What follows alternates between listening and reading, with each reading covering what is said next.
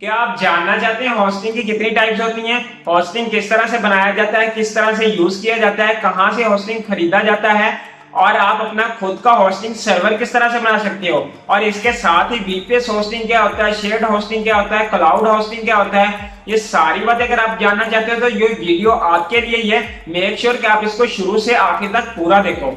अस्सलाम वालेकुम, I am हाफिज मुदस्सिर और ये हमारा होस्टिंग का मुकम्मल वीडियो है। जैसे कि मैंने आप लोगों से कहा था कि तमाम सब पार्ट्स को मैं मिला के पूरा कंप्लीट वीडियो भी बना दूंगा ताकि आप लोगों को हर एक पार्ट को ढूंढना ना पड़े और यहीं से आप एक ही वीडियो से मुकम्मल होस्टिंग के बारे में जान लो।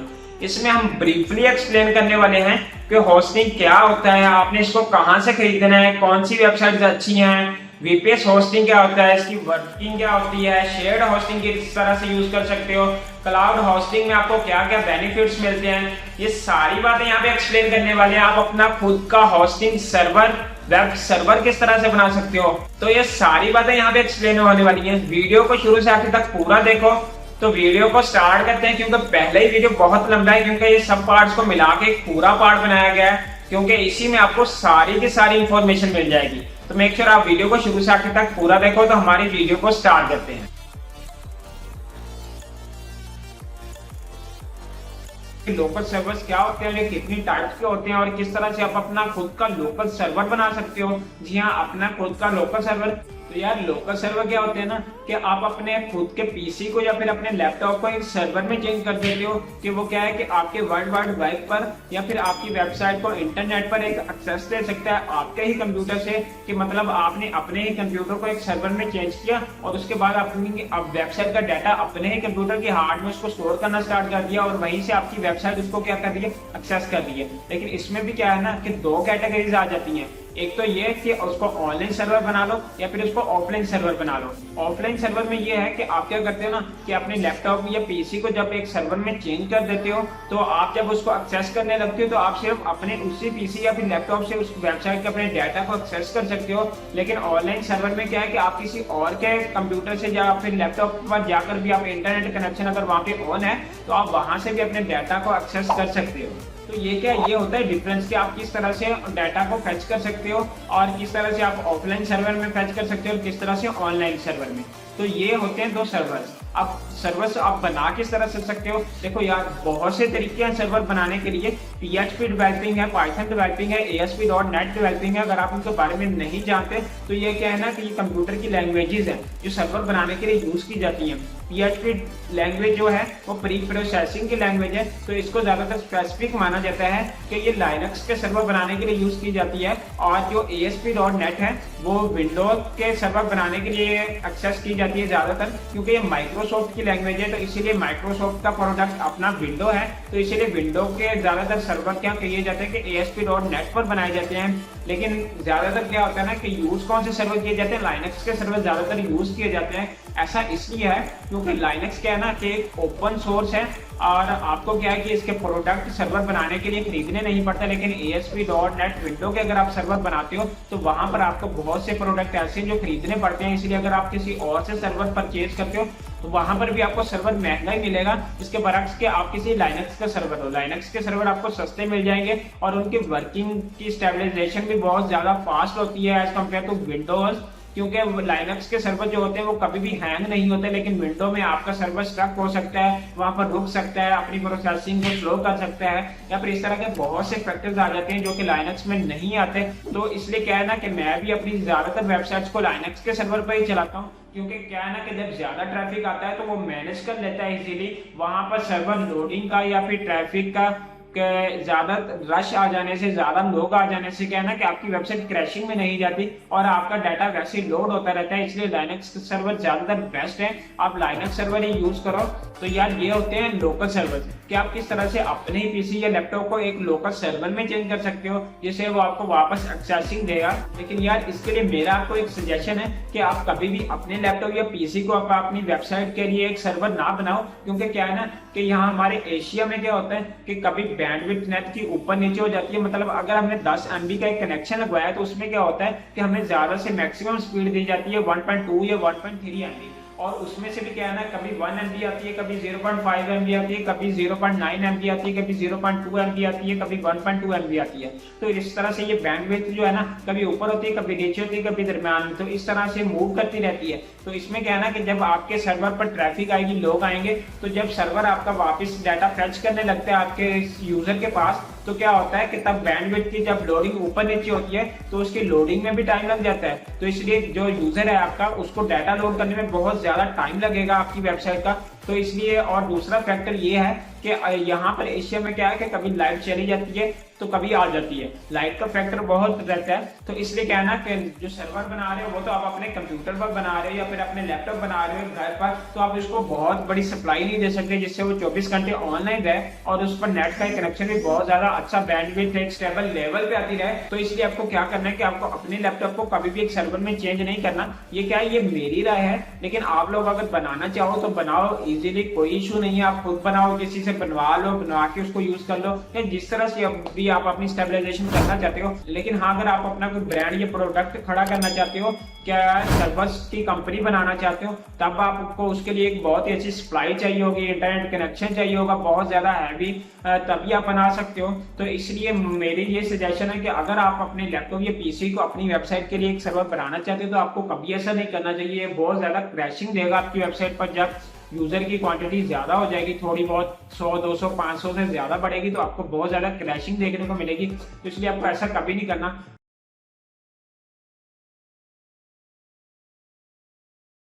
तो यार, बड़ी बड़ी होस्टिंग कंपनीज क्या होती है ना कि पहली बात तो ये कि वो अपना होस्टिंग हाउस यहाँ पर बनाते ही नहीं है। वो क्या करते हैं, वो यूरोप में जाकर, यूरोप कंट्रीज में जाकर अपना होस्टिंग हाउस बनाते हैं। क्योंकि यहाँ पे क्या है ना कि यहाँ पे तो नेट का, बिजली का ऊपर नीचे थोड़ा होता रहता है। तो वहां पे क्या है कि वहां पे अगर आपने 1 MB का कनेक्शन लगवाया है, इसका आपको रेट चार्ज वो ज्यादा हाई करेंगे, लेकिन इस पे क्या है कि आपकी बैंडविड्थ स्टेबल रहती है। अगर आपने 1 MB का कनेक्शन लगवाया है तो आपको 1 MB पर सेकंड स्पीड ही मिलेगी, ना कि इससे नीचे जाएगी और ना ही इससे ऊपर जाएगी। तो आपको एक स्टेबल रेट पर बैंडविड्थ मिलेगी नेट की, जिससे आपका क्या है, कनेक्शन बेटर लेवल पे चलेगा। तो क्या है ना कि वहां पे ऊपर नीचे इस तरह से तो कुछ होता नहीं है। लेकिन अगर कुछ हो भी जाए तो उन्होंने क्या है कि अपने बड़े बड़े पावर प्लांट्स लगाए होते हैं जो उनको पावर सप्लाई दे रहे होते हैं, जिससे अगर इस तरह का कोई इशू होता भी तो है तो उसको वो क्या कर लेते हैं, वो उसको मैनेज कर लेते हैं। तो इस तरह से उनकी स्टेबलाइजेशन चल रही होती है। तो क्या है कि वो क्या करते हैं कि एक बहुत ही बड़े बड़े सर्वर्स बना लेते हैं, जिनमें क्या करते हैं कि छोटे छोटे पार्ट्स डिवाइड करके अपने यूजर्स को देने लग जाते हैं कि पहला पार्ट डिवाइड किया तो उसको एक यूजर को दे दिया, दूसरा दूसरे यूजर को। तो इसी तरह से जितने यूजर्स आते चले जाते हैं उनको वो छोटे छोटे पार्ट्स से तकसीम होते रहते हैं और वो उनको दे दिए जाते हैं, और जिन पर वो अपनी वेबसाइट को मैनेज कर सकते हैं, अपनी वेबसाइट का डाटा स्टोर करवा सकते हैं, और वहीं से उनको वो डाटा फेच करवा दिया जाता है वापस। उनको 24 घंटे ऑनलाइन रहते हैं और वहां पर एक अच्छा नेट कनेक्शन भी दिया जाता है, उनको एक अच्छी पावर सप्लाई दी जाती है, और जिनसे उनकी क्या है, मैनेजमेंट पूरी एक डिसिप्लिन से संभाली जाती है। तो क्या है ना कि इस तरह से हर यूजर से थोड़े थोड़े पैसे लेकर वो क्या करते हैं कि अपनी मैनेजमेंट के पैसे भी पूरे कर लेते हैं, और क्या है कि अपना प्रॉफिट भी निकाल लेते हैं। तो ये सारा सीन ज्यादा होता है। इस तरह नहीं है कि तमाम यूजर से वो स्टेबल रेट ही लेते हैं, मतलब कि अगर एक यूजर से 5,000 रुपया लिए तो दूसरे से भी 5,000, तीसरे से, तमाम यूजर से 5,000 ही लेंगे, ऐसा नहीं होता। देखो मैं आपको एक एग्जांपल देता हूँ कि जिस तरह से आप अपना कोई कंप्यूटर या लैपटॉप किसी दुकान से खरीदने जाते हो, तो सेलर क्या है ना कि वो आपको बताता है कि अगर आपको i3 लैपटॉप चाहिए तो उसमें क्या है कि आपको i3 का प्रोसेसर मिलेगा, 4 GB रैम मिलेगी, 500 GB हार्ड मिलेगी। तो इन तमाम चीजों में क्या है ना कि जो आपकी रेट क्या रहेगा कि वो आपको बता देता है कि आपका 20,000 रेट रहेगा। इस 20,000 रेट में अगर आप उसको कहते हो कि आपको नहीं, आपको 8 GB रैम चाहिए और आपको 1 TB हार्ड चाहिए, तो आपको बताएगा कि 8 GB रैम अगर आप लगवाओगे तो इसके इतने पैसे बढ़ जाएंगे, और अगर आप 1 TB हार्ड लगवाते हो तो इसके भी इतने पैसे बढ़ जाएंगे। लेकिन अगर आप उसको बताते हो कि हमें प्रोसेसर भी ज्यादा चाहिए, i5 चाहिए, i7 चाहिए, और इसमें भी रैम या हार्ड कुछ और मजीद एक्सटेंड करना चाहते हो, या फिर आप उसकी कोई और चीज ऐसी क्वालिटी बेहतर करना चाहते हो, तो इसमें क्या है ना कि वो आपको थोड़ा और रेट बढ़ा देगा। इसी तरह से होस्टिंग कंपनीज भी अपने क्लाइंट्स को परचेज कर रही होती हैं कि वो क्या करती हैं कि जिस तरह से आपको सर्वर बाय करवाती हैं उसी तरह से आपसे पैसे भी वसूल करती हैं। मतलब कि अगर आपको छोटा सर्वर देंगी तो उसमें क्या है ना कि आपके से पैसे भी थोड़े लिए जाएंगे, और अगर आपको बड़ा सर्वर देंगी और उसकी क्वालिटी ज्यादा होगी तो उसमें क्या है कि आपसे पैसे भी यूजर से वो क्या करेंगे, ज्यादा वसूल करेंगे। तो इस तरह से उनकी पूरी की पूरी मैनेजमेंट चल रही होती है। ये एक बहुत ही अच्छा सिस्टम है जो कि आप नॉर्मल पर्सन क्या होते हैं ना कि वो बड़े सर्वर के लिए अपनी वेबसाइट को पे नहीं कर सकते और इसलिए वो अपनी वेबसाइट चला नहीं पाते, क्योंकि उनके लिए छोटे सर्वर्स बना दिए जाते हैं जिनमें वो अपनी वेबसाइट को मैनेज भी कर लेते हैं और स्टार्ट में वेबसाइट पर ज्यादा ट्रैफिक भी नहीं होता तो उनको छोटे सर्वर दे देते हैं कि ज्यादा ट्रैफिक तो है नहीं, तो इसलिए वेबसाइट की क्रैशिंग भी नहीं होगी, वेबसाइट भी ठीक तरीके से चलती रहेगी और थोड़े पैसे में ये बंदा अपना काम भी चला लेगा। इससे उस इंसान का काम भी चल जाता है और कंपनी का क्या है कि कंपनी का प्रॉफिट भी पूरा का पूरा वैसे ही निकल आता है। लेकिन जिस तरह आपकी वेबसाइट बड़ी होती चली जाती है तो आपको सर्वर की लोडिंग और सर्वर की प्रोसेसिंग ज्यादा करवा लेते हो और उनको हाई पैसे पे करने लग जाते हो और आपकी वेबसाइट की प्रोसेसिंग भी क्या है वो ज्यादा फास्ट हो जाती है, ज्यादा यूजर आएंगे तो क्या है कि आपकी वेबसाइट क्रैश नहीं होगी।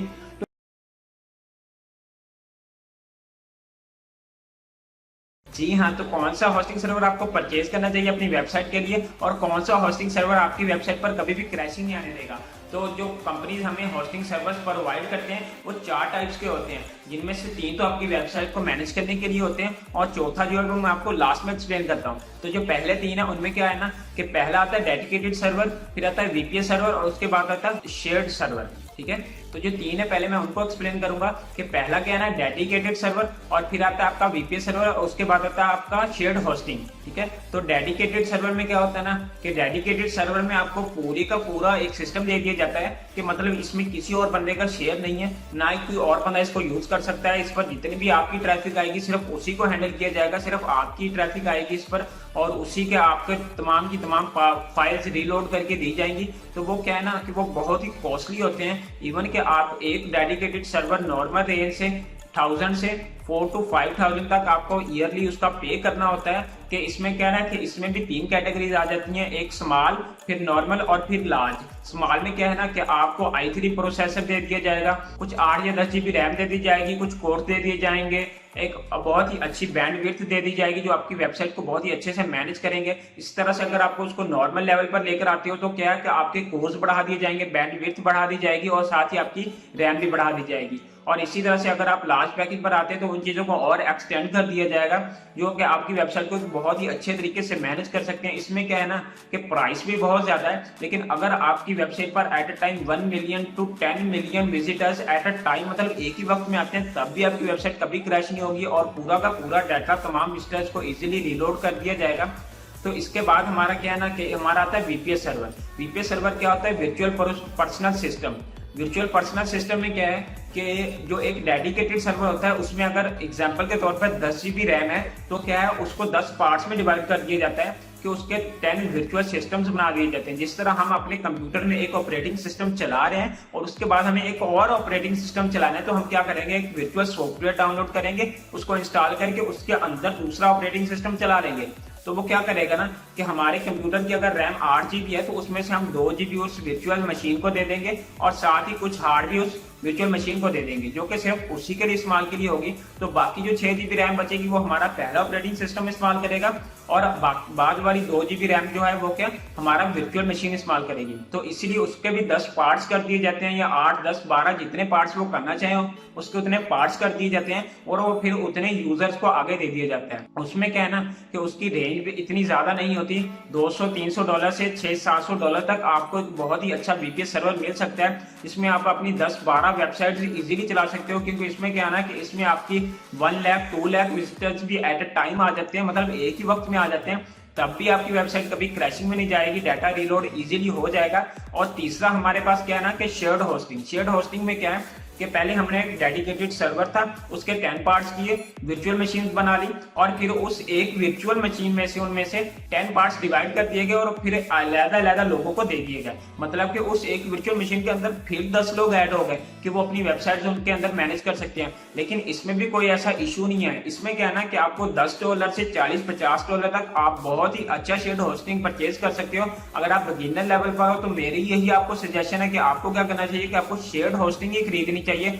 इसमें क्या है ना कि आपकी वेबसाइट पर 100, 200, 500 इवन के 1000, 1200 तक विजिटर्स भी मैंने देखे हैं कि एट ए टाइम अगर आ जाते हैं तभी आपकी वेबसाइट कभी क्रैशिंग की तरफ नहीं जाएगी। क्योंकि क्या है ना कि जो बिगिनर लेवल पर जब वेबसाइट बनाई जाती है तो उसमें 100-200 maximum visitors at a time आते हैं। अगर आपकी वेबसाइट बहुत ही आगे अच्छे लेवल पर चल जाती है तब भी एट अ टाइम 500 विजिटर्स तक आएंगे, इससे ज्यादा विजिटर्स नहीं आते बहुत जल्दी। लेकिन अगर कोई रेयर चांस में ऐसा हो जाता है कि आपकी वेबसाइट पर कोई आपकी एक ऐसी चीज गूगल पिक कर लेता है, कोई आपकी आर्टिकल या कोई भी ऐसी चीज गूगल पिक कर लेता है और बहुत ही ज्यादा 1 लाख 2 लाख विजिटर्स आने लग जाते हैं, तो आपकी वेबसाइट क्रैशिंग में चली जाएगी। तब क्या करना है कि आपको तब भी इशू की बात नहीं है, कोई मसला नहीं है। आपको क्या करना है कि आपको अपना शेयर्ड होस्टिंग जो है उसको चेंज करके वीपीएस में चेंज कर लेना है। डेडिकेटेड पर फिर भी आपने नहीं जाना, क्योंकि विर्चुअल मशीन जो है वो आपकी इसको हैंडल कर लेगी, तो आपको विर्चुअल की तरफ चले जाना है। आप किसी भी टाइम, जी हाँ, बिल्कुल इजीली उसको चेंज कर सकते हो, शेयर से विर्चुअल में, और विर्चुअल से फिर आप डेडिकेटेड में भी आना चाहो तो आ सकते हो, कोई इशू नहीं है,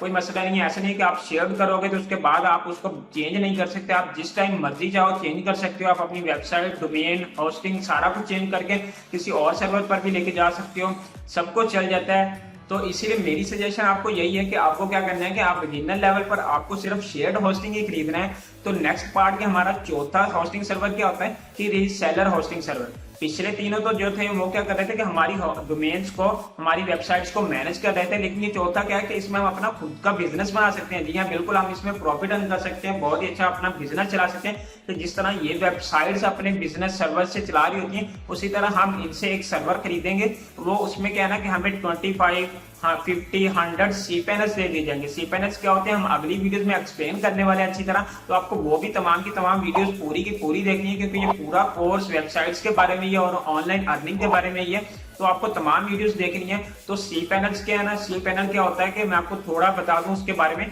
कि एक यूजर जो होता है उसको एक cPanel दे दिया जाता है, और उसके अंदर अपनी 3, 5, 7 जितनी भी वेबसाइट होती है उनको संभाल सकता है, उनको अरेंज कर सकता है, ठीक है, उनको मैनेज कर सकता है। तो ये सिस्टम चल रहा होता है। तो हमें 25, 50 या फिर 100 cPanels दे दिए जाते हैं। हाँ, रीसेलर में भी बहुत से होस्टिंग प्लान आ जाते हैं कि ये इतने पैसे का, ये इतने पैसे का और ये इतने पैसे का, पैसे बढ़ते जाते हैं। तो cPanels और इसी तरह से SSD, रैम्स और ये क्वांटिटीज भी बढ़ती चली जाती हैं, और हम आगे यूजर्स को, लोगों को उसी तरह से cPanels फरोख्त करते हैं और वो अपनी डोमेन्स खरीदते हैं और हमारे cPanels पर खरीद चलाते हैं। तो इस तरह से हम क्या करते हैं कि हम उनसे एक अच्छा प्रॉफिट ले सकते हैं, कि मतलब कि हमने एक $100 का एक रीसेलर होस्टिंग प्लान खरीद लिया, और उसके बाद हमने क्या किया कि एक एक आदमी को आगे को $20 में सेल करना शुरू कर दिया। हमारे पास 7-8 यूजर भी आ जाते हैं, तब भी क्या है ना कि हमारे पास $120-40 हो जाएंगे, तब भी हम इससे प्रॉफिट अर्न कर सकते हैं। तो ये तरीका था इन चारों तरीकों से पैसे कमाने का, और किस तरह से हम इनको मैनेज करते हैं और किस तरह से होस्टिंग कंपनी इनको चला रही होती है। तो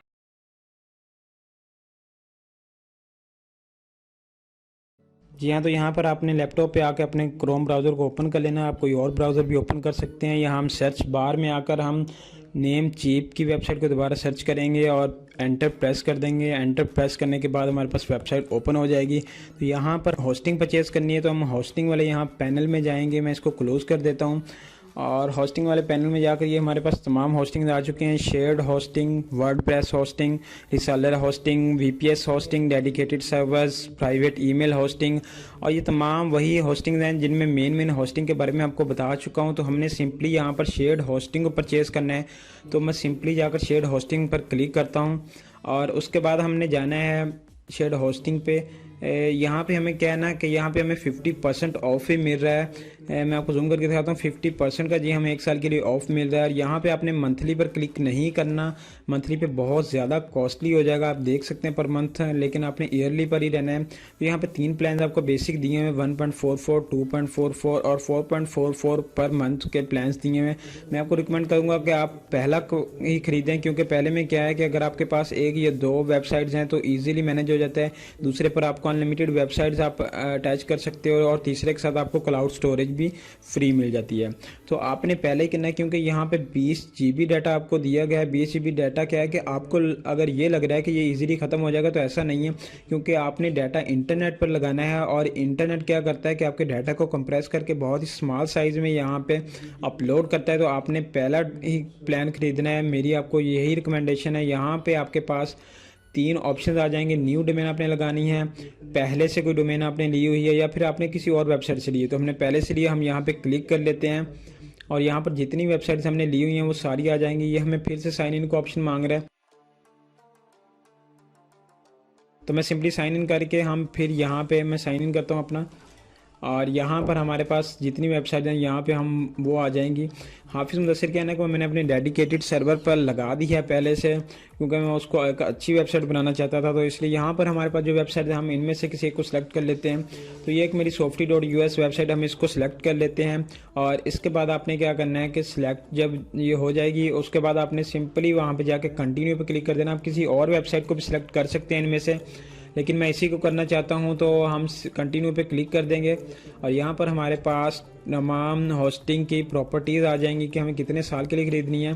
तो हमें सिंपली सिर्फ 1 साल के लिए ख़रीदनी है, तो हम यहाँ पर इसको 1 साल ही रहने देंगे। आपने ऑटो रिन्यू को ऑफ़ कर देना है और यहाँ नीचे आपने कोई ऑप्शन पर क्लिक नहीं करना। ये साइड पर आपके पास प्रोमो कोड आ रहा है, प्रोमो कोड आपने नहीं लगाना, क्योंकि पता क्या है कि हमें वो पहले ही 50% ऑफ दे रहा है, तो हम 30% या 50 में से 50% ऑफ को ही चूज़ करेंगे। तो हम प्रोमो कोड लगा कर भी देख लेते हैं, लेकिन यहाँ पे कोई इफेक्ट नहीं पड़ेगा। तो आपने क्या करना है कि यहाँ पे लगा के आप देख रहे हैं कोई इफेक्ट नहीं पड़ा, आपने कन्फर्म ऑर्डर पर क्लिक कर देना है। और यहाँ पर आपके पास अकाउंट की इन्फॉर्मेशन आ जाएगी। अकाउंट में क्या है कि आपके पास पेपल का मैं स्मार्ट मेथड आपको बता चुका हूँ। अगर आपने चेंज करना है तो आप पेमेंट ऑप्शन पर क्लिक करें और यहाँ पे आपके पास आप सिक्योर कार्ड पेमेंट पर आ जाएं। यहाँ पे क्या है कि आपसे बैंक की इन्फॉर्मेशन मांगेगा और यहाँ पर आपने अपना बैंक का अकाउंट नंबर देना है और नेम देना है। हम नेम लिखते हैं और उसके बाद आपने यहाँ पे नंबर लिखना है। आपको पिछली वीडियो में बता चुका हूँ कि आपने किस तरह से लिखना है। और यहाँ पे सिंपली आपने सारी इन्फॉर्मेशन दे के कंटिन्यू पे क्लिक कर देना है। तो आपकी डोमेन होस्टिंग और डोमेन एक दूसरे के साथ कनेक्ट हो जाएंगे और होस्टिंग परचेज भी हो जाएगी। इस सिंपल से मेथड से आप अपनी hosting purchase. Hope so now you are 100% that what is hosting.